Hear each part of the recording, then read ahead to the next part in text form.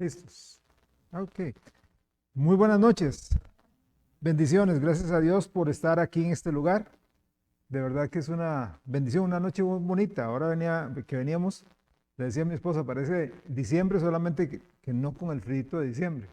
Pero gracias a Dios porque nos permite estar aquí. Vamos a orar para que el Señor nos ayude y nos guíe en el estudio de su palabra, especialmente para poder asimilar la información que encontramos en la Biblia y la podamos aplicar a nuestra vida. Podamos defender la fe. La Biblia nos enseña a ser sabios y procurar con mucha diligencia prepararnos, ser obreros aprobados para defender nuestra fe, para decir, bueno, nosotros creemos lo que creemos porque la Biblia lo enseña y la Biblia lo enseña así, así, así. Vamos a orar para que el Señor nos ayude a hablar sobre este tema y asimilarlo lo mejor posible. Oramos.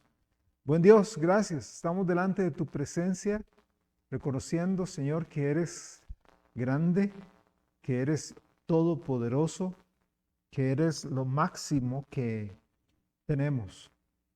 Gracias porque eres nuestro papá, nuestro amigo. Gracias porque, Señor, usted, a pesar de nuestras debilidades, a pesar de nuestras eh, injusticias, a pesar de nuestras fallas, siempre permaneces fiel. Te quiero pedir, Dios, que ahora nos ayudes, que ahora nos enseñes, mi Padre, a ver tu palabra, asimilarla, y captar lo que ella dice. Nuestra mente finita, Señor, expándela, ábrela y que podamos amarte más, que podamos conocerte más, más abundantemente. Señor, danos madurez espiritual, danos madurez que nos lleve a Dios servirte con integridad. Gracias por toda la bondad que tienes para nosotros y oro para que hoy puedas, Dios, recibir el honor y la gloria y que esta lección, Señor, estas lecciones sobre la seguridad eterna, sobre la seguridad de la salvación, nos puedan ser un refrescamiento, Señor, pero a la vez nos preparen para presentar defensa con mansedumbre y reverencia ante todo aquel que demande razón de la esperanza. Máxime, Señor, que hoy hay muchas personas que están enseñando, por un lado, que esta divina salvación, esta preciosa salvación, se pierde. Gracias porque hemos visto, Señor, que no es así, basados en tu palabra, no en nuestros criterios. Por Cristo Jesús te pido, tomes el control en este momento. Amén. Bueno, estamos hablando sobre, ¿es la salvación una condición espiritual que se puede perder? Y vimos dos verdades. La primera verdad la encontramos en Romanos capítulo 5. Así que le pido que tenga ahí abierto Romanos 5. Vamos a estar yendo por varios lugares, pero especialmente el texto base lo estamos sacando de Romanos 5. En Romanos 5, versículo 1, encontramos la primera verdad. Y es que en Cristo estamos en paz con Dios. Por medio del sacrificio de Cristo estamos en paz con Dios. Dice Romanos 5:1, justificados pues por la fe, tenemos paz para con Dios por medio de nuestro Señor Jesucristo. La persona que dice que se puede perder la salvación está diciendo que la obra de Jesús en la cruz no fue suficiente, que la declaratoria o veredicto del Señor declarándonos justos, Él lo cambió. Simple y sencillamente, de manera subjetiva, Él lo cambió porque usted falló en algo, porque yo fallé en algo, porque no logramos los estándares, entonces Dios falló en contra, cambia el veredicto. Primero dice, los declaro justos, pero aquel que diga que la salvación se pierde es como si él dijera, me retracto de lo que dije. O una de dos, también la persona que dice que la salvación se pierde, cree que el ministerio del Señor que está realizando actualmente de interceder por los santos no es suficiente, no es suficiente. La segunda verdad es comprender que en Cristo usted está firme en la gracia. Entonces, primero tenemos paz con Dios y segundo, estamos firmes en la gracia, firmes en la gracia. Romanos capítulo 5, verso 2. Dice así, Romanos 5:2, por quien también tenemos entrada por la fe a esta gracia en la cual estamos firmes y nos gloriamos en la esperanza de la gloria de Dios.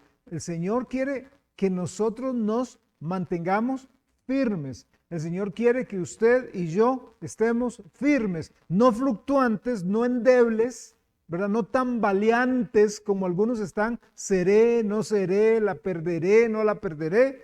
El Señor quiere que estemos firmes, firmes en la fe. ¿Ok? Ahora, por su muerte en la cruz, el Señor nos abrió acceso. Recuerden, el Señor nos abrió un acceso, nos abrió una entrada al Padre. Recuerden que ese acceso que antes teníamos ese acceso al Padre antes estaba cerrado, antes estaba vedado. El hombre no se acercaba a Dios desde el Sinaí, tenía miedo ahí. Recuerda, leímos en Éxodo 19, porque Dios dice, cualquiera que se acerque morirá. ¿Por qué? Pues por la pecaminosidad del hombre, por la pecaminosidad del ser humano y la santidad de un Dios todopoderoso. Entonces el hombre dice, no puedo acercarme a Él. ¿Ok? Pero sin embargo, ahora en Cristo el acceso está abierto, la puerta está abierta. Ahora yo quiero que sigamos adelante. Eso lo vimos la semana pasada. Quiero que sigamos un poquito adelante. Vamos a Primera de Pedro, capítulo 1, versículo 5, por favor. Primera de Pedro, capítulo 1, verso 5. Vamos a nuestra Biblia, casi al final. Primera de Pedro, capítulo 1, verso 5. Dice así la palabra de Dios en Primera de Pedro 5, 1, 5. Primera de Pedro 1, 5. Dice, que sois, ¿cuál es la palabra que sigue? Guardados. Dice, que sois guardados por el poder de Dios mediante la fe, para alcanzar la salvación que está preparada para ser manifestada. ¿En qué tiempo? ¿En qué tiempo? En el tiempo postrero. Entonces, por favor, vea lo que está diciendo. Pedro está diciendo, vea, para que ustedes sean guardados. ¿Guardados en qué? En su habilidad, en su capacidad, en su forma de ser buenos, en sus buenas obras. No, dice guardados por el poder de Dios. ¿Para cuándo? Porque eso va a manifestarse ¿cuándo? En el tiempo postrero. Entonces, no va a haber una salvación en el tiempo postrero si usted la pierde. Si usted pierde la salvación, no va a haber entonces, esa salvación no va a ser guardada, en otras palabras. Un versículo muy citado, muy citado. Yo les dije que hay algunos versículos que se utilizan, que la gente utiliza para decir que la salvación se pierde. Algunas personas dicen, no, es que la salvación se pierde, porque vea lo que dice este versículo. Uno de los versículos más citados es el que encontramos en Gálatas 5:4. Hoy vamos a ver pero en 8, si Dios quiere, probablemente vamos a ver unos cuantos más. Entonces, Gálatas capítulo 5, verso 4, por favor. Gálatas 5:4. Veamos, entonces, qué es lo que algunos que proponen que la salvación se pierde está diciendo acá. Gálatas 5:4 dice, de Cristo os desligasteis los que por la ley os justificáis. De la gracia habéis caído. Entonces de repente ahí está, ve, de la gracia cayeron. O sea, perdieron la gracia, perdieron la salvación. ¿Es eso lo que dice el versículo? ¿Es eso? Yo voy a leer este pasaje, acabo de leerlo en la Reina Valera 60. Yo quiero leer este pasaje en otras versiones. Yo quiero que usted preste atención. La nueva versión internacional de este mismo pasaje dice, aquellos de entre ustedes que tratan de ser justificados por la ley, han roto con Cristo, han caído de la gracia. La Nueva Biblia de las Américas dice, de Cristo se han separado. Ustedes que procuran ser justificados por la ley, de la gracia han caído. La palabra de Dios para todos dice, si ustedes quieren estar bien con Dios por la ley, entonces se habrán apartado de Cristo, se habrán alejado del generoso amor de Dios. ¿Ok? Según ellos, según los que proponen que la salvación se pierde, una persona puede entrar en la gracia y puede caer de la gracia. Eso es lo que ellos proponen. Ahora, para contestar una pregunta, una de las reglas de interpretación, una de las reglas de la hermenéutica bíblica, del estudio bíblico, es la regla del contexto, la ley del contexto. Si yo agarro un versículo así nomás, recuerde que un texto fuera de contexto se convierte en un pretexto. O sea, si yo agarro solamente una cuestión así nada más, puedo hacer que la Biblia diga lo que quiero que diga. A ver, la salvación se pierde porque ahí dice, de la gracia han caído. Pero eso no es lo que está diciendo el texto. Porque primeramente tenemos que entender el contexto histórico. Ven, hermanos, o sea, la Biblia es un libro que aún la persona más sencilla puede entender. Mientras sepa leerlo, lo puede entender. Claro que sí, hay pasajes bien difíciles, pero son muy pocos. Pero la mayoría de pasajes la gente los puede entender. Si sabe leerlo, sabe y tiene un poquito de retentiva, puede entenderlo. Pero necesita un poquito de guía. O sea, no es agarrar y decir, vea lo que dice aquí, este versículo, porque hoy personas hacen una gran doctrina, una gran enseñanza de un solo texto. ¿Ok? Primero que todo hay que hablar del contexto histórico. ¿Qué estaba pasando? ¿Por qué Pablo escribió eso? ¿Por qué Pablo dijo, de Cristo os desligasteis, de la gracia habéis caído? ¿Por qué lo dijo? ¿A quién lo dijo? Es importante, ese es el contexto histórico. ¿Ok? Recuerde, esta carta está escrita ¿a quién? O a quiénes, mejor dicho. A los Gálatas, que eran varias iglesias de Galacia, varias iglesias en ese sector, vamos a decir, varias iglesias que estaban en la provincia de Heredia, ¿ok? En la provincia de Galacia habían varias iglesias y Pablo les escribe. ¿Por qué les escribe? ¿Qué es lo que estaba pasando? Las iglesias en Galacia, iglesias a las que Pablo estaba sosteniendo en la fe, estaban cayendo a veces se muestra inmadurez de parte de ellas, pero principalmente hay unos falsos maestros que se están metiendo y que están diciéndoles, miren, qué bonito, qué fantástico eso de Cristo, qué bueno. Sí, eso de arrepentirse y entregarse totalmente a Cristo. Muy bien, 100 en la nota, pero bueno, no, 90, porque les falta algo. Ajá, ¿y qué les falta? Les falta guardar la ley. Les falta guardar los 10 mandamientos al pie de la letra. Les falta circuncidarse. Es que necesitan circuncidarse. Entonces ve, Cristo más esto están completos. Entonces Pablo por eso escribe esa carta en Gálatas. Y él está tratando de hacer que los hermanos ahí en Galacia entren en razón. Él está tratando de convencerlos a que no confíen en la ley para su salvación y su santificación. ¿Ok? Ahora, veamos, ya ese es el contexto histórico, ¿por qué Pablo escribió eso? ¿A dónde lo escribió? ¿Cuál fue el motivo por el cual lo escribió? Pero vamos ahora al contexto bíblico. Vamos entonces, si estamos hablando del versículo 4, ¿cuál sería el contexto? Versículos antes y versículos después. Entonces vamos al inicio del capítulo. Vamos a Gálatas capítulo 5, versículo 1. Para poder entender. Podríamos, y en realidad ahorita voy a hacer un viaje así como rápido para que veamos cómo está la situación, pero Gálatas 5.1, vea lo que dice. Gálatas 5.1. Estad pues firmes en la libertad. Aquí hay palabras claves que sería muy bueno resaltar. Uno de ellos es libertad. Estén firmes en la libertad, con que Cristo nos hizo libres. Y no estéis otra vez sujetos al yugo de la esclavitud. Yo subrayaría libertad y subrayaría yugo de esclavitud. Aquí hay una contraposición. Una cosa es ser libre y otra cosa es estar bajo esclavitud. ¿Ok?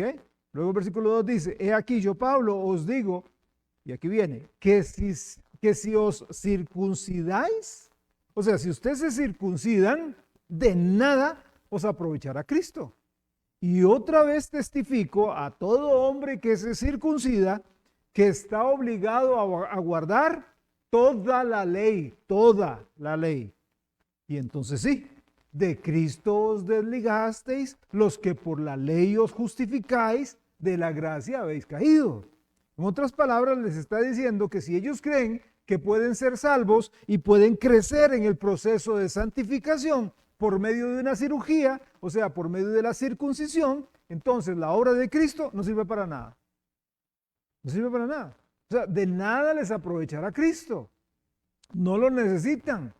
No les sirve de nada. Jesús sería inútil. Porque para ser salvos y crecer en santidad por medio de un rito, por medio de la observancia de la ley, ¿para qué vino Cristo? ¿Para qué murió Cristo? O sea, es totalmente vano. Tengamos presente que la circuncisión era el sello de la ley. Aquel que se circuncidaba estaba en un pacto, entraba en un pacto con la ley. Estaba bajo el antiguo pacto. Nosotros los cristianos no estamos bajo el antiguo pacto.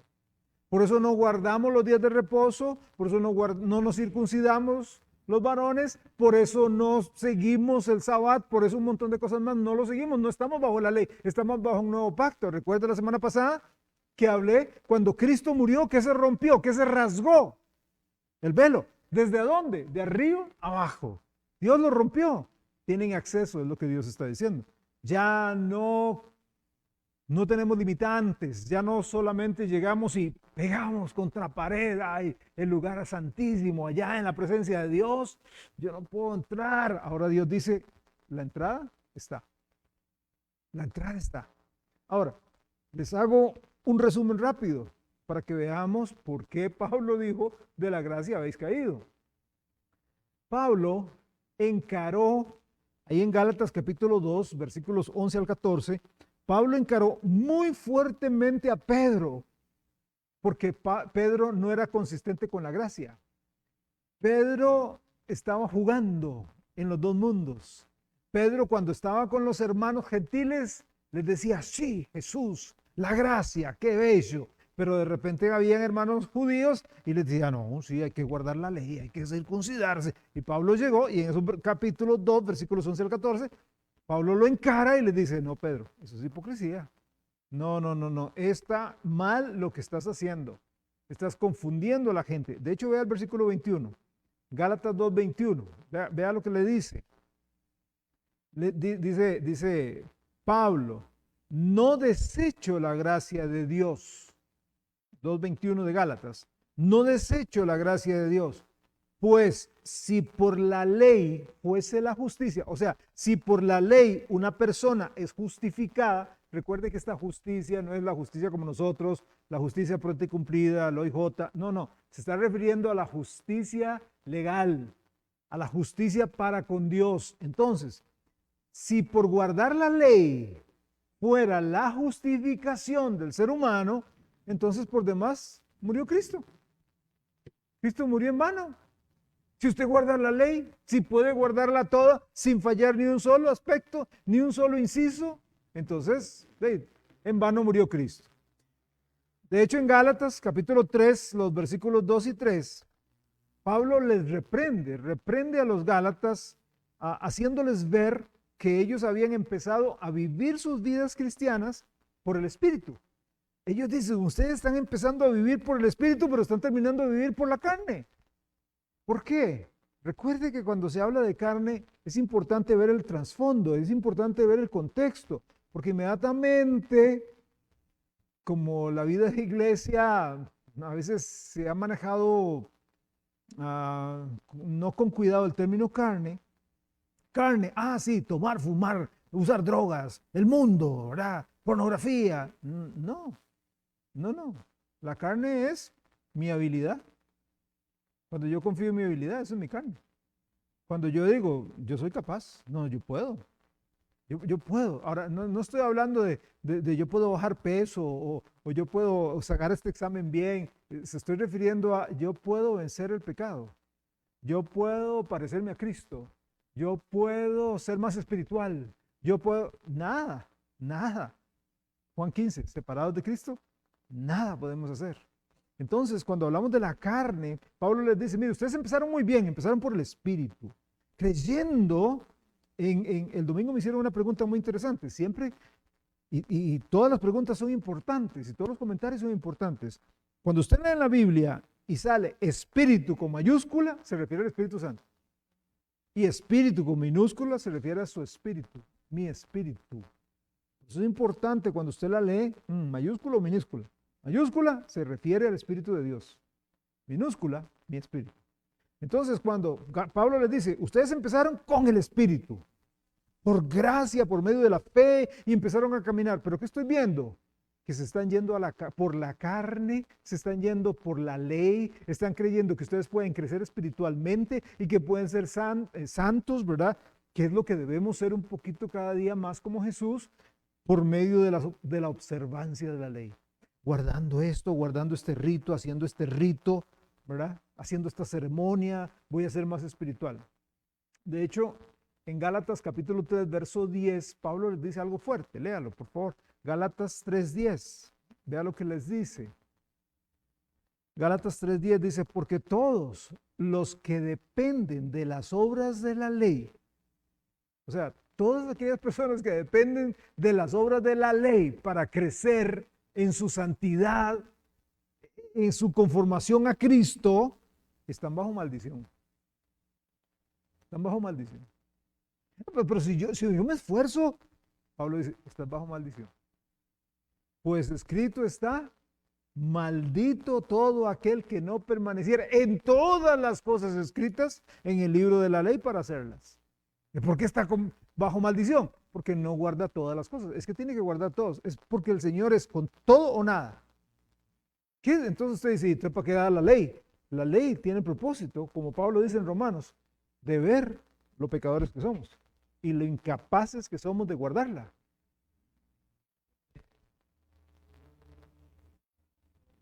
Claro, claro. Y no estamos hablando solamente de los 10 mandamientos. Estamos hablando de los 613 mandamientos que tenían que guardar los judíos. Y entonces tenían que guardar los 613 mandamientos y quebraba uno pequeñito. Ya está, quebró todo y según la ley quedó como maldito, quedó anatema. En Gálatas capítulo 3, versículo 26, Pablo les dice que son hijos de Dios por la fe. En el capítulo 4, Pablo les afirma que ya no son esclavos de la ley. Y cuando llega al capítulo 5, que ahorita leímos, Pablo les está diciendo, mire, ustedes necesitan estar firmes, firmes en la libertad. No volver a la esclavitud, no volver atrás. Y que si lo estaban haciendo, si estaban volviendo atrás, estaban volviendo al legalismo y por tanto el Señor no les aprovecha de nada. Cuando llega al capítulo 5, verso 4, están desligados de la gracia, cayeron de la gracia. Quiero decirle, la palabra desligado viene del verbo griego katargeo, que significa ser separado o la pérdida de algo, o que algo se vuelve ineficaz, inoperante o impotente. Eso es lo que significa. Repito, ese verbo katargeo, que se traduce desligado, quiere decir separado de algo, pérdida de algo, que algo se vuelve ineficaz, inoperante o impotente. Los Gálatas se desligaron del compañerismo con el Señor Jesucristo. No es que perdieron su estado de ser hijos, no es que perdieron, no es que fueron cortados de su posición, pero sí perdieron el compañerismo. ¿Cuántos cristianos hoy, hijos de Dios, tienen una fe inoperante, ineficaz, impotente, porque han dejado la gracia y se han vuelto a la ley? ¿Cuántos creyentes, y tristemente lo digo, hay un montón de personas que se llaman hoy cristianos mesiánicos? Estos hermanos se extraviaron, igual que los Gálatas. Sí, han llegado a tal punto que ya no puede, ya igual como el judío, ya no dicen Jehová, ya no dicen Yahvé, ahora le hablan del Eterno. Y ustedes pueden ver, es que es el Eterno. No diga Jehová, no, es el nombre impronunciable para los judíos.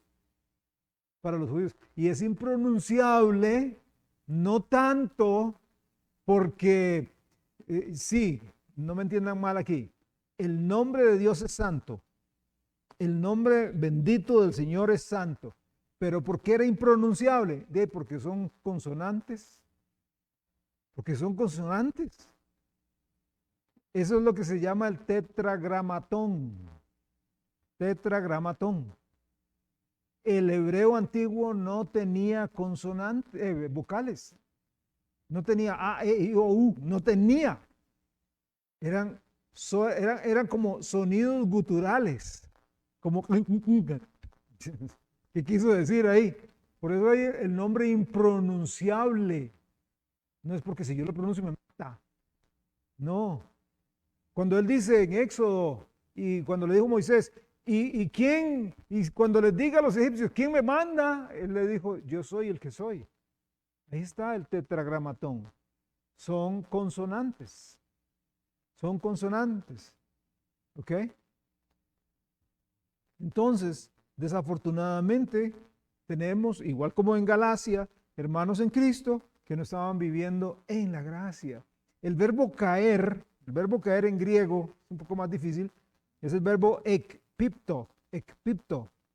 Y aunque tiene varias acepciones, las más usualmente usadas son caer de algo, perder la comprensión de algo.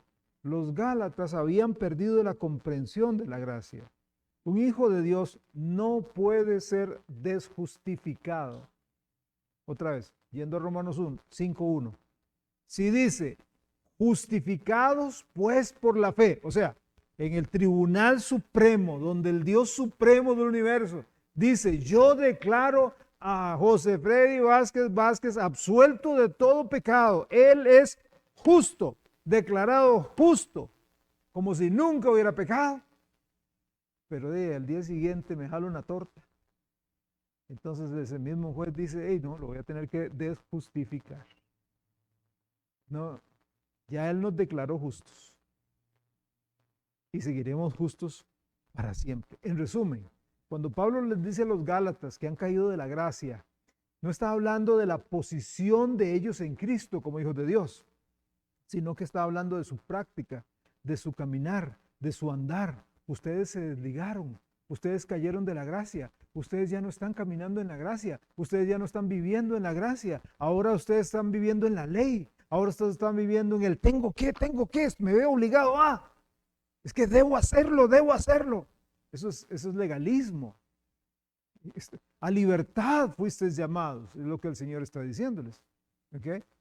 En relación a Gálatas 5:4, Pablo está diciendo, mire, si ustedes piensan que pueden estar bien con Dios mediante el hecho de que ustedes guardan la ley y por su justicia personal y por sus propias obras religiosas, entonces de la misma manera Cristo es inútil para ustedes.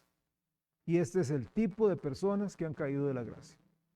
Aquellas personas que dicen, Cristo más mis buenas obras, Cristo más mis grandes esfuerzos.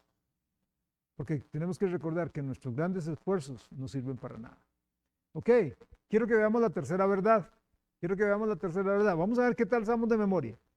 La primera verdad, yo soy eternamente salvo porque tengo paz con Dios. La segunda gran verdad es, ¿cuál? Estamos en Cristo, firmes en la gracia. Ahora viene la tercera verdad. Y la tercera verdad es, tenemos una gloria futura. Tenemos una gloria futura. ¿Y eso qué? Ya se lo voy a explicar. Tenemos una gloria futura, una gloria. Es más, podemos agregarle lo siguiente. Tenemos una gloria futura asegurada. Vea lo que dice el versículo 2, Romanos 5:2. Vamos a Romanos capítulo 5, verso 2. Dice, por quien también tenemos entrada a la fe, a esta gracia en la cual estamos firmes. Ok, esa era la anterior, ¿verdad? Punto 2, la segunda verdad. Pero vea lo que dice. Y nos gloriamos en la esperanza de la gloria de Dios. Nos gloriamos en la esperanza de la gloria de Dios. Aquí está. Tenemos una gloria futura. Se nos asegura una gloria futura. Entonces estamos seguros porque tenemos paz con Dios, tenemos seguridad con el Señor porque tenemos estar firmes en la gracia y porque se nos ha dado la esperanza de que vamos a estar en gloria con el Señor, que el Señor va a manifestar su gloria en nosotros. Yo quiero que vean conmigo esto, hermanos. Esto es glorioso. La seguridad de los hijos, de las hijas de Dios, está anclada en el pasado, en el presente y en el futuro. Guárdenlo en su mente. Está anclada en el pasado. ¿Por qué en el pasado? Porque Jesús hizo todo lo posible en la cruz, en el pasado, para tener paz con Él. Está anclada en el presente. ¿Por qué? porque tenemos la seguridad de que nuestro Señor está como sumo sacerdote intercediendo por nosotros y eso nos hace firmes en la gracia. Y está anclada en el futuro, está anclada en el futuro. ¿Por qué? Porque el Señor promete que un día seremos glorificados con Él. Un día seremos glorificados. Entonces, esto de la salvación, en teología se utilizan los 3 tiempos verbales. Fuimos salvos en Cristo, estamos siendo salvos y seremos salvos. ¿Ok? Un día este cuerpo de corrupción será total y enteramente glorificado. Hermanos, tenemos que regocijarnos, llenarnos de gozo, porque tenemos un futuro seguro. Un futuro seguro. Qué triste es cuando usted no tiene esa seguridad, cuando la persona dice, bueno, no sé, ahí al azar, a la mano de Dios, diga lo que caiga, ¿cómo será el futuro? No, no, ya en Cristo lo tenemos. Lo tenemos. Vea 1 Timoteo 1:1. Pablo hablando aquí, escribiéndole a Timoteo, a su hijo espiritual, a ese joven pastor en Éfeso, le dice, 1 Timoteo 1:1, en la salutación dice, Pablo, apóstol de Jesucristo, por mandato de Dios, nuestro Salvador, y del Señor Jesucristo, nuestra esperanza. ¿Quién es nuestra esperanza? Cristo. ¿Quién es nuestra esperanza? Cristo es nuestra esperanza. Cristo es nuestra esperanza. En Juan capítulo 17, versículo 22, el Señor Jesús está hablando ahí en Juan 17, la famosa oración, ¿verdad? Él está orando por sus discípulos y también por nosotros. Y en el versículo 22 de Juan 17, 22, Jesús dice, la gloria que me diste, ponga atención a este texto, la gloria que me diste, yo les he dado para que sean uno, así como nosotros somos uno. Eso es un pasaje profético. Tenemos ahorita. ¿Qué es lo que dice 2 Corintios hablando de nuestra salvación? Tenemos un tesoro en vasos de barro. Usted y yo somos vasos de barro y tenemos un tesoro. La redención, la glorificación, el llegar a ser como Él en todo su esplendor. Pero lo tenemos en vasos de barro. Es como que usted dice, tengo $1,000,000 en una macetilla de esas chiquitillas, todas, ojalá media resquebrajada, y por ahí tengo $1,000,000. ¿Ok? ¿Cuándo se van a hacer eficaces? ¿Verdad? ¿Cuándo van a coger valor? Cuando los lleve al banco. Bueno, un día, usted, yo, como vasos de barro que tenemos a Cristo, y ahorita vamos a ver algo más, llegaremos a un punto en que vamos a tener la misma gloria. Será el cumplimiento de este pasaje. Llegaremos a tener la gloria de Cristo en nosotros. Tenemos esa esperanza de gloria. La esperanza de que un día seremos glorificados completamente en el cielo. Entonces nuestro regocijo en la gloria futura no está basada en nuestra propia dignidad ni capacidad para mantenernos salvos. Está basada en la promesa y el poder de Dios. Ahora pregunto, ¿es Dios hombre para que mienta? ¿Es hijo de hombre para que se arrepienta? Y él dijo, mire, yo los voy a glorificar. Y es que yo no sé si de verdad será cierto. Dios no miente.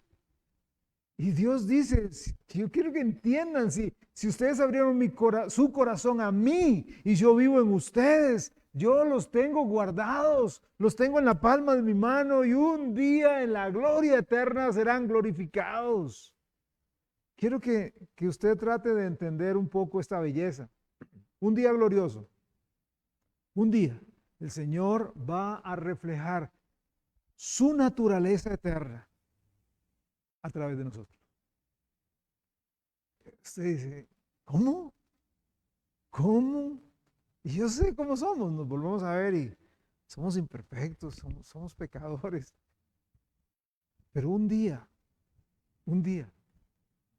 el Señor quitará este vaso de barro y hará que su gloria se refleje en nosotros, en cada uno de nosotros. Dígame si eso no le llena a usted de emoción. Claro, y el diablo no quiere que la gente sepa eso para que viva es que no sé si seré o no seré, es que no sé si, si llegaré o no llegaré a saber, porque sabe que no hay gozo en eso, hay gozo en la plenitud de saber, Cristo un día se va a glorificar en mí.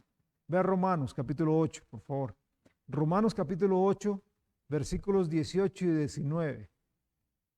Romanos 8, 18 y 19. Vea qué belleza. Romanos 8, Romanos capítulo 8, versículos 18 y 19. Dice, pues tengo por cierto que las aflicciones del tiempo presente, o sea, todos pasamos aflicciones, unos más que otros, unos más seguido que otros. Todos tenemos aflicciones, pero Pablo dice, vea, las aflicciones que usted está viviendo ahorita, no son comparables con la gloria venidera que en nosotros ha de manifestarse hacia el cielo. No, no, no. Va más allá. Porque vea lo que sigue en el versículo 19. Porque el anhelo ardiente de la creación es aguardar la manifestación de los hijos de Dios. Los hijos de Dios seremos manifestados en gloria. No es solamente, sí, la glorificación, sí, la gloria, el cielo, qué lindo. No, no, no, es que seremos glorificados allá.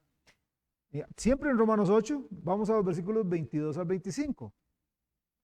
Romanos 8, 22 al 25. Dice, porque sabemos que toda la creación gime y aún está con dolores de parto hasta ahora, la creación. O sea, los cielos que cuentan la gloria de Dios en Salmo 19 también están clamando que venga ese día, que venga ese día, que venga ese día. Versículo 23. Y no solo ella, o sea, no solo la creación, sino también que nosotros mismos, que tenemos las primicias del Espíritu, nosotros también gemimos dentro de nosotros mismos, esperando la adopción, la redención de nuestro cuerpo. Ya que salgamos de este cuerpo de muerte, ya que ya estas luchas que tenemos a veces contra el temperamento, contra las cosas del mundo, la carne, las seducciones, ya ser libre, libre completo. Versículo 24, porque en esperanza fuimos salvos. O sea, usted fue salvo y Dios le dio una esperanza bienaventurada.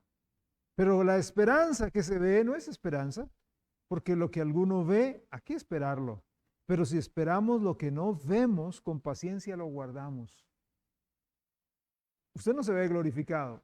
¿Se imagina usted glorificado? Yo no me imagino a mí mismo glorificado. No, no me lo imagino. Por eso es la esperanza que yo no veo, pero tengo que aguardarla con paciencia. La creación, dice, entera, está esperando ese momento bendito, precioso, donde nuestro cuerpo será transformado, será limpio, nítido, puro. Nuestra esperanza es que un día perderemos esta naturaleza humana, perderemos los límites en los que nos tiene encerrada nuestra carne. Vamos a perder lo terrenal, lo corrupto, lo manchado, y nos vamos a ver totalmente limpios. Seremos personas eternas a través de quienes Dios va a revelar su gloria. Gloria al Señor.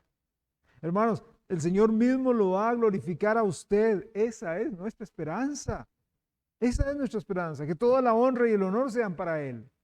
Hay muchísimo que se puede hablar sobre esto, pero antes de avanzar a una cuarta verdad para esta noche, yo antes quiero ver un par de textos más sobre esta tercera verdad, sobre esta gloria futura que tenemos. Vea Filipenses capítulo 3, versículos 20 y 21. Filipenses capítulo 3, versículos 20 y 21. Filipenses 3, 20 dice, mas nuestra ciudadanía, ¿dónde está? En los cielos. Ya con solo eso uno tiene que decir, wow, gloria a Dios. Pero sigue, mas nuestra ciudadanía está en los cielos, de donde esperamos, también esperamos al Señor, al Salvador, al Señor Jesucristo. Vea lo que sigue. El cual transformará el cuerpo de la humillación nuestra. O sea, este cuerpo que nos pasa humillando a cada rato. ¿Cómo pasa humillando? Cada vez que fallamos, cada vez que pecamos, cada vez que decimos algo que no es verdad, cada vez que miramos algo que no tenemos que ver, cada vez que sentimos algo que no tenemos que sentir. Eso nos humilla, porque estamos siendo príncipes, siendo hijos del rey y revolcándonos como mendigos, harapientos, sucios en el charco del fango del pecado. Eso nos humilla, pero un día Él va a transformar el cuerpo de la humillación nuestra. ¿Para qué? ¿A qué manera? ¿A qué grado? Para que sea semejante al cuerpo de la gloria suya, por el poder con el cual puede también sujetar a sí mismo todas las cosas. Dígame si esto no es glorioso. Vamos a tener su poder, su gloria, su luz en nosotros. En nosotros. Ahí donde dice al cuerpo de la gloria suya. ¿Recuerda a Jesús en la transfiguración? Pedro, Jacobo y Juan fueron llevados a ese monte donde el Señor Jesús se transfiguró delante de ellos. Sus ropas brillaron, su rostro iluminaba como el sol, dice la Escritura, o sea, resplandeciente. Es más, fue tal el impacto, fue tal el momento que quedaron impactados. Pablo empezó a hablar tonteras. Pedro, perdón, empezó a Señor, hacemos una enramada aquí para Elías o sea, fue un golpazo que ver a Cristo ahí. Bueno, así será nuestra gloria con Jesús. Así será. Hebreos capítulo 2, y este texto es otro bellísimo. Hebreos capítulo 2, versículos 9 al 10. Hebreos 2, versículos 9 y 10. Dice así, Hebreos 2, 9. Pero vemos a aquel, se está refiriendo a Jesús, pero vemos a aquel que fue hecho un poco menor que los ángeles, a Jesús. Ahora de repente alguien dice, ¿cómo? Yo recuerdo la primera vez que leí ese pasaje, y dijo, ¿cómo? Que Jesús hecho poco menor que los ángeles. O sea, los ángeles aquí, Jesús aquí, ¿cómo? Se está refiriendo a la humanidad de Jesús. Se está refiriendo a Jesús hecho carne. Se está refiriendo al Jesús que oraba al Padre. Jesús es Dios, Él no necesitaba orar. Pero estando en carne, nos está dejando un ejemplo. Él era sujeto a pasiones, dice el libro de Hebreos. Se cansaba, tenía hambre, tenía sueño, tentado con la pereza, pero sin embargo la vencía. Entonces por eso dice, hecho poco menor que los ángeles, coronado ahora de gloria y de honra a causa del padecimiento de la muerte, para que por la gracia de Dios gustase la muerte por todos. Ojo lo que sigue. Porque convenía a aquel por cuya causa son todas las cosas y por quien todas las cosas subsisten, que, ojo, habiendo de llevar muchos hijos a la gloria, perfeccionase por aflicciones al autor de la salvación de ellos. Destaco eso, habiendo de llevar muchos hijos a la gloria. ¿Cuál es el propósito por el cual Dios le salvó a usted? ¿Cuál es el propósito? Uno puede decir, sí, glorificar a Dios, ok. Pero ¿cuál es el propósito final? ¿Para qué el Señor le salvó a usted? Para estar con Él, para llevarnos a la gloria, para llevarnos al cielo. Él nos salvó para llevarnos al cielo. No salvó nada más aquí para, bueno, créanse ese cuento y viven acá y se murieron y se acabó todo y se extinguió todo. No. Yo los salvé, dice el Señor Jesús, para que ustedes vivan una vida por mí y cuando ustedes mueran yo me los llevo al cielo y ahí los voy a glorificar. El Señor nos salvó para llevarlo a la gloria. Ahora, por eso es tan ridículo suponer que Dios salva a las personas y después se cruza de brazos para decir, vamos a ver si lo alcanzan. Vamos a ver vamos a ver, ojalá que se mantengan, a ver si fieles hasta la muerte, ¿verdad? Ajá. Claro, estamos, pero otra vez, todavía no. Ese es el casi, casi, pero todavía no. Tenemos la promesa. Ustedes están sentados en lugares celestiales con Cristo Jesús. Como dijo el hermano David, ahí en Efesios. Juan 14. Casi, casi, pero todavía no. ¿Cuándo surte efecto? Hasta cuando estemos allá con el Señor. Y entonces será esa cosa tan maravillosa que dice 2 de Corintios, cosas que ojo no vio, ni oído oyó, ni han subido al corazón del hombre, es que Dios tiene preparado para los que le aman. Qué tremendo. Ahora, antes de pasar a la siguiente verdad, quiero establecer algo de manera muy clara. En Hebreos 10:23, busquémoslo por favor. Hebreos 10:23. Dice así esta carta a los Hebreos. Hebreos 10:23. Vamos a ver, dice, mantengamos firme sin fluctuar la profesión de nuestra esperanza, porque fiel es el que prometió. Fiel es el que hizo la promesa. En otras palabras, si Dios hizo una promesa, Él es fiel en cumplirla. Él la va a cumplir.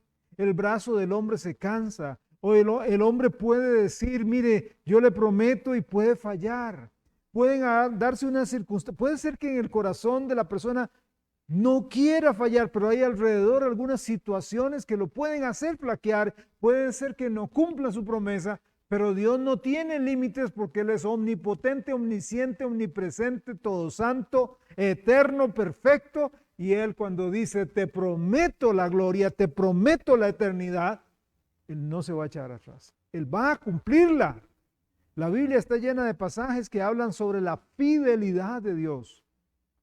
Dios es fiel. Y aunque nosotros seamos infieles, Él permanece fiel. Y si Dios promete la vida eterna a los que creen en su Hijo Jesucristo, eso es exactamente lo que Él les dará, vida eterna. La idea entera de la seguridad del creyente se basa en la premisa del atributo de Dios conocido como su fidelidad. No depende de lo que hacemos o no hacemos. La seguridad de su alma y la mía depende de Dios. Ahora veamos la cuarta verdad. Y así dejamos 2 verdades más para la próxima semana. La cuarta verdad de por qué yo estoy firme, seguro en el Señor. ¿Por qué tengo seguridad en el Señor? ¿Por qué estamos unidos por la eternidad con el Señor? Romanos capítulo 5, versículo 5. Volvamos a Romanos 5:5 para ver esta cuarta verdad. Romanos 5:5.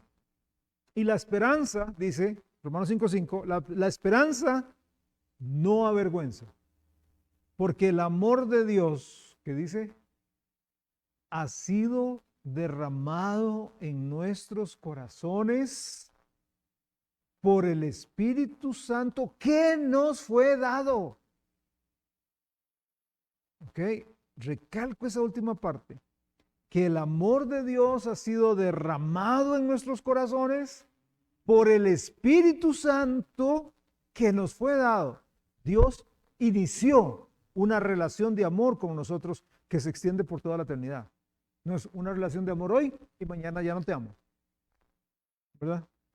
Nos divorciamos por mutuo consentimiento. Ya no te amo, ya no te amo. No, Dios empezó una relación de amor y con amor eterno te ha amado, y su amor no va a fluctuar. La manifestación de ese amor del Señor por nosotros puede verse, hermanos, no solo en la cruz. La manifestación del amor de Dios por nosotros se ve en que nos dejó su Espíritu para vivir en nosotros. Pablo llama a este depósito del Espíritu Santo en nosotros, hermanos. Somos depositarios, tenemos al Espíritu Santo viviendo en nosotros. Dios en la tercera divina persona vive en nosotros, vive en usted. Pablo lo llama las arras, o sea, la garantía, en el griego el arrabón. Esa palabra griega arrabón significa el enganche, la garantía, la señal de trato, el anillo de compromiso. ¿Ok? Eso es lo que significa esa palabra. En otras palabras, cuando usted se arrepiente de su pecado, le entrega su vida a Jesús, Dios le da una garantía. La garantía de la gloria definitiva, la garantía de la salvación, la garantía de que cuando muere irá al cielo, la garantía de que Él le dará la fuerza y la gracia para perseverar. Y esa garantía no es otro mismo que el Espíritu Santo. Nos da el Espíritu Santo. Véalo así. Yo recibí a Jesucristo un momento dado en mi vida y Dios dice, Freddy, te voy a derramar todo mi amor por haber recibido a mi hijo, por haber aceptado el sacrificio que él hizo en la cruz. Eso tan horrendo que le hicieron a mi hijo, lo aceptaste, te humillaste, te voy a derramar todo mi amor y te voy a dar como garantía al Espíritu Santo. Y el Espíritu Santo estará conmigo todos estos años aquí en la tierra. Y cuando yo llegue al cielo, el Señor va a decirme, dame mi Espíritu Santo. Entra en el gozo de tu Señor. Yo hice una señal de trato. Yo te prometí el cielo. Por eso te di el Espíritu. Yo te di un anillo de compromiso. Estás desposado conmigo. No te debes casar con nadie más. No debes de andar ahí detrás de los dioses de este mundo. Y por eso es esto que a veces hacemos se llama adulterio espiritual. Cuando nos ponemos a ver otros y nos deslumbramos por las cosas de este mundo y los dioses de este mundo. Dios nos dio un anillo de compromiso que se llama Espíritu Santo, que vive con nosotros, que nos acompañará hasta cuando lleguemos al cielo. Y cuando lleguemos al cielo, el Espíritu dirá al Padre, aquí está, lo guardé toda esa vida, 20 años, 80 años, X cantidad de años, lo guardé todo ese día, todo ese tiempo. Padre, aquí está. Este es tu hijo. Dígame si eso no es glorioso. Dios está dando certeza, está dando convicción en nuestros corazones que le pertenecemos a Él al derramarnos su amor en nosotros. Ahora bien, cuando dice que Dios ha derramado su amor en nosotros, eso no está hablando de mi parte, ¿ok? No está hablando de yo derramé el amor de Dios, entonces sí, está hablando de mi gran amor por Dios. No. Está hablando del gran amor de Él para mí. De eso es lo que está hablando. Vea Romanos 5.8. Y en unos minutos nos volveremos a referir a Romanos 5.8, pero véalo. No se está refiriendo de mi amor por Él, se está refiriendo del amor de Él para mí. Romanos 5.8, ¿qué dice? Mas Dios muestra su amor por nosotros, en que siendo pecadores, Cristo murió por nosotros. Ok, volvamos a Romanos 5.5. Volvamos a Romanos 5.5. Lo vuelvo a leer. Y la esperanza no avergüenza, porque el amor de Dios ha sido derramado en nuestros corazones por el Espíritu Santo que nos fue dado. Ahora, quiero enfocarme brevemente en la expresión por el Espíritu Santo que nos fue dado. El Espíritu Santo es el agente mediante el cual Dios opera en la vida del creyente. Por eso si una persona dice, no, es que yo todavía no he recibido al Espíritu Santo, hay que hacer esto, hay que hacer aquello, eso es una contradicción con Romanos 8:9. Es peligrosísimo esto que enseñan algunas iglesias. Mire, qué bien, usted recibió a Jesús, pero usted todavía no ha recibido el Espíritu Santo. Usted necesita hacer esto y un curso y bautizarse y algunos agregan otras cosas, hablar en lenguas y esto y el otro y aquí. Y cuando ya entonces, ¡pum!, viene el Espíritu Santo a su vida. No, hay una contradicción. Una seria contradicción. Romanos 8:9 dice, si alguno no tiene el Espíritu de Cristo, no es de él. Ay, qué fantástico, recibiste a Cristo, pero no tenés el Espíritu de Cristo. No, está mal. Teológicamente está mal. Usted recibe a Jesús como Salvador, ¡pum!, el sello del Espíritu Santo sobre su vida. De una vez, paquete completo, exactamente, todo incluido.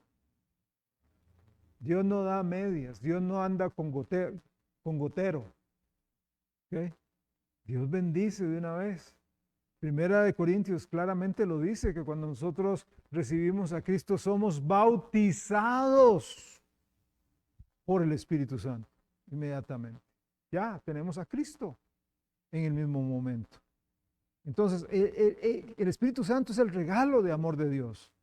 Pensemos en lo siguiente, el hecho que el Espíritu de Dios viva en nosotros es en sí mismo testimonio muy fuerte, es un testimonio poderoso del amor de Dios. Por favor, piénselo. ¿Le daría Dios su Espíritu a usted si Él no lo amara?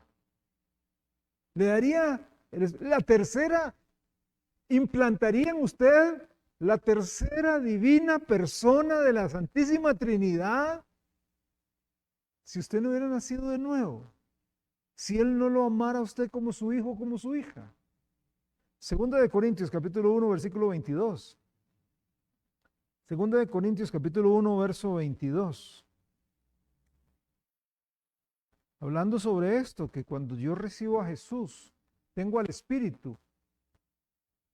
Segunda de Corintios capítulo 1, verso 22. ¿Qué dice? El cual también, ¿qué dice? Nos ha sellado. Pero tenemos el sello de que somos hijos de Dios. Ya está. Entonces, decir que yo pierdo la salvación quiere decir que el pecado, quiere decir que el diablo, quiere decir que el mundo arranca de mí, de usted, el sello. Wow, qué poder tiene entonces. Es más poderoso que Dios. Entonces, el pecado es más poderoso que Dios. Satanás es más poderoso que Dios. Si logra arrancar ese sello que fue puesto en su corazón cuando usted entregó a Cristo, es más fuerte. Pero aquí dice que usted ha sido sellado y nos ha dado las arras. Recuerda, arrabón, la señal de trato. La señal de trato, que es el Espíritu en nuestros corazones. Efesios capítulo 1, vamos a Efesios capítulo 1, verso 13. Efesios 1:13.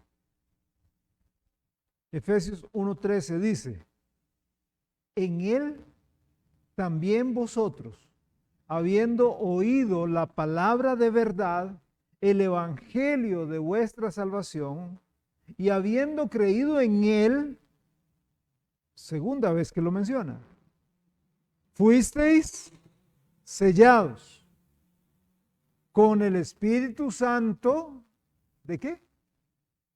De la promesa. ¿Cuál promesa? La promesa de que vas a llegar a la gloria. Tenemos una promesa hecha por Dios, vas a llegar a la gloria, vas a ir al cielo. ¿Quién lo prometió? Dios lo prometió. En Romanos capítulo 8, versículo 35, Romanos 8, 35, hay una pregunta. Empieza Romanos 8, 35 con una pregunta. ¿Cuál es la pregunta? Vaya a Romanos 8, 35 y dígame, ¿cuál es la pregunta con la que empieza Pablo acá? ¿Qué nos separará del amor de Dios? Ahí está la pregunta. ¿Qué lo va a separar a usted del amor de su Salvador? ¿Ok? Pero sigamos leyendo. Aquí hay opciones. ¿Qué lo separará? ¿Será la tribulación? ¿La angustia? ¿La persecución? ¿Será el hambre? ¿Será la desnudez? ¿Será el peligro? ¿Será la espada? ¿Puede eso separarnos del amor de Dios? ¿Puede acaso eso? Bueno, sigamos leyendo para que sea la Biblia, no yo, sea la Biblia la que le conteste. Versículo 37 al 39, siempre de Romanos 8. Que sea la Biblia. Antes, ¿qué me separará del amor de Cristo? Pablo dice, antes, en todas estas cosas, ¿cuáles cosas? Las que viene hablando, tribulación, angustia, persecución, hambre, desnudez, peligro, espada. En todas estas cosas somos más que vencedores por medio de aquel que nos amó, por lo cual estoy más o menos seguro, por lo cual estoy dudando un poco. Eso no dice Pablo. Pablo dice, por lo cual estoy seguro de que ni la muerte, ni la vida, ni ángeles, ni principados, ni potestades. Aquí está hablando de principados, potestades, está hablando de demonios, de las fuerzas demoníacas. Ni lo presente, ni lo porvenir, ni lo alto, ni lo profundo, ni ninguna otra cosa creada nos podrá separar del amor de Dios que es en Cristo Jesús, Señor nuestro. O sea, nada nos puede separar del amor de Dios. Nada. Absolutamente nada. Ni siquiera su propio pecado. Entonces, ¿cuál es la respuesta del versículo 35? Nada. Nadie nos puede separar del amor de Dios. Volvamos a Romanos 5 para ir aterrizando nuestra lección. Veamos versículo 6. Romanos 5, 6. Exactamente. Estamos en la mano del Padre, en la mano del Hijo y con el sello del Espíritu. Romanos 5, 6 dice, porque Cristo, cuando aún éramos débiles, a su tiempo murió por ¿quiénes? Por los impíos. En este versículo nos describe el tipo de amor que es este.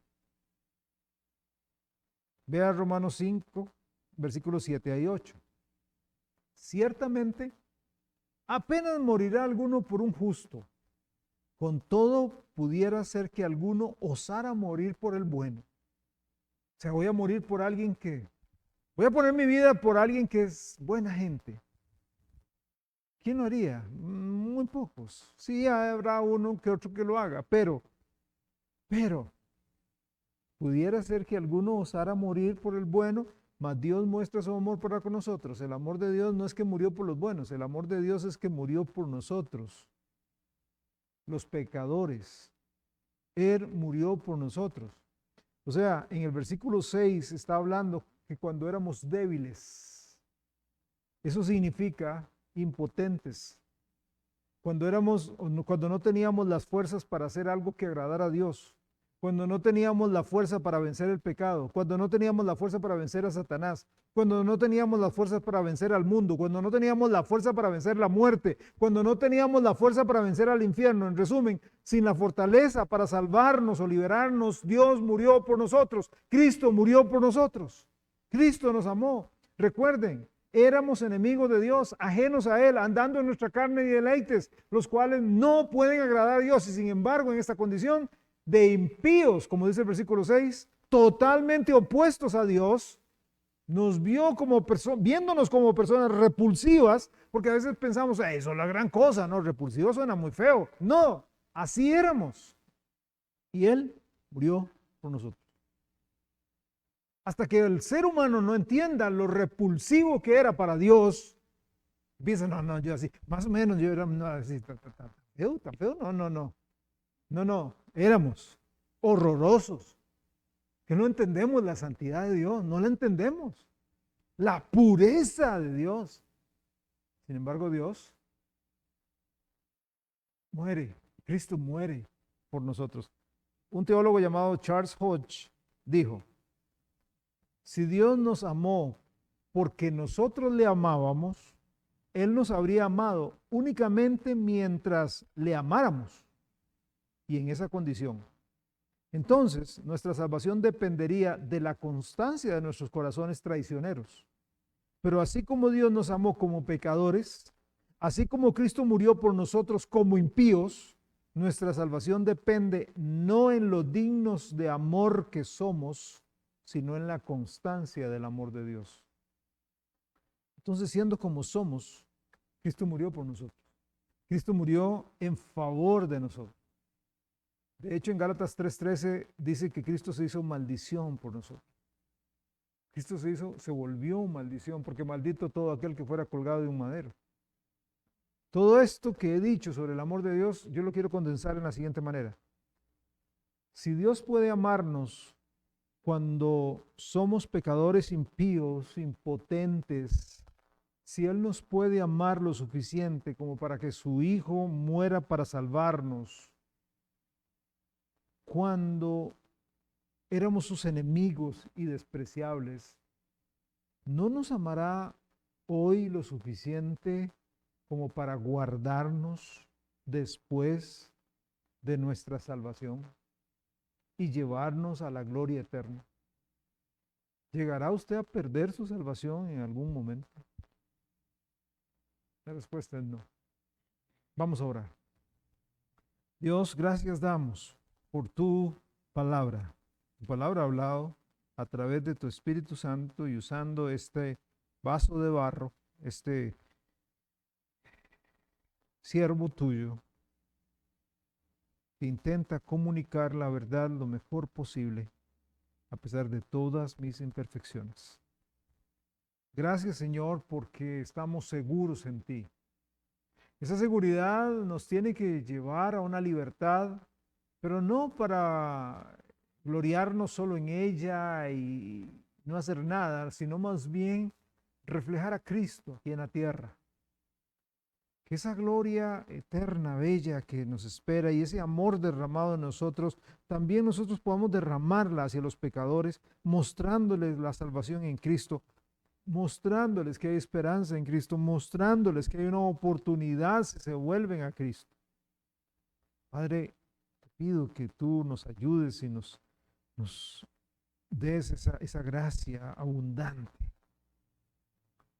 Te pido por aquellos que no conocen a Jesús, que tal vez están escuchando este mensaje, esta lección, para que se puedan entregar completamente y puedan nacer de nuevo. En Cristo Jesús te lo estamos pidiendo, Padre amado. Amén. Amén. Que Dios les bendiga grandemente. Si Dios lo permite, de hoy en 8 seguimos adelante. Nos faltan 2 aspectos más y vamos a hablar uno que otro versículo ahí que ya vimos uno de los más fuertes, pero hay otros más en Apocalipsis y otros lados donde algunas personas se agarran de ellos, utilizan una mala exégesis, un mal análisis y comparten esa enseñanza equivocada. Entonces, de hoy en 8, si Dios lo permite, seguimos, sigan orando, porque de verdad, uno, como pueden ver, hay que meterse bastante en la Biblia y es bien rico, pero lleva bastante tiempo. Que Dios los bendiga. Allá atrás hay cafecito.